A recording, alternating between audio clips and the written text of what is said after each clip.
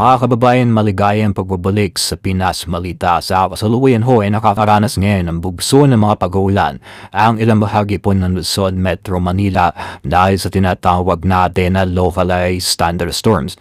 Hindi po ito dahil sa bagyo o low pressure area. Sa pinaka-latest na update natin mga kaibigan, wala naman tayong anumang bagyo minomonitor ngayon sa loob at sa labas na ating Philippine Area of Responsibility.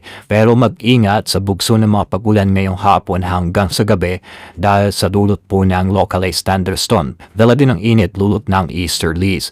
Sa ating tinatawag na forecast weather condition, parte ng Metro Manila, nalalabing bahagi ho ng Luzon, Visayas at Mindanao asahan ang maulap na kalangitan na merong mga isolated rain showers or thunderstorms dahil po sa easterlies. Ang easterlies ay nagbibigay ng malisangan at mainit na hangin sa ilang bahagi ng ating bansa na siya naman po nabudulot bilang maging localized thunderstorms mandang hapon at sa gabi. Pansinin niyo mabuti, ngayon ay nakakaranas tayo ng mga bugso ng mga pag-ulan. Kaya naman, yung mga kababayan natin na mga nakatira sa low-lying area, so mag-ingat sa banta ng mga biglang bugobaha at doon din sa mga landslide prone area kapag lumakas pa o mas lumakas pa ang ulan dulot po ng mga localized thunderstorms.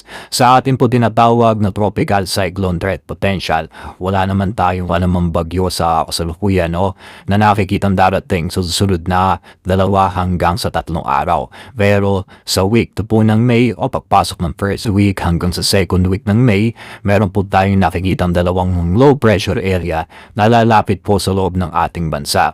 Pagamat yung 2 LPA niyan ay nasa low just category para maging isang ganap na tropical depression o mahinang bagyo, itinuturing din na bantayan para sa kauna-unahang bagyo sa buwan po ng Mayo. Sa ngayon po ay nasa pangatlong bagyo pa lamang po tayo at hindi pa nga nabubuo yun. Ang magiging bagyo po ay tatawagin pa rin Kaloy. Ang tagal ng Kaloy pero hindi pa kasi nabubuo yan. Ang huling bagyo na lumapit sa atin ay yung super typhoon Sinlaco at marami nagsasabi kapag super type po ng huling bagyo, ang kasunod nun ay malakas din na bagyo. Sa ating advanced weather forecast at ating din dun sa tropical cyclone threat potential, hindi natin nakikitang magiging malakas na bagyo ang mga bagyo mabubuo po sa buwan ng Mayo. Kailangan maging handa, laging may alam kung ano ba yung nagiging dahilan kung bakit may mga pag-uulan tayo nararanasan. So eto na yung sinasabi natin na unti-unting pag-transition ng mainit na panahon or tag-init papunta po sa tinatawag natin na rainy season. Doon hindi ba naman gino-confirm din ang pag-asa na papasok ng tag-ulan pero unti-unti na po natin nararanasan ng pagbabago ngayon sa ating panahon.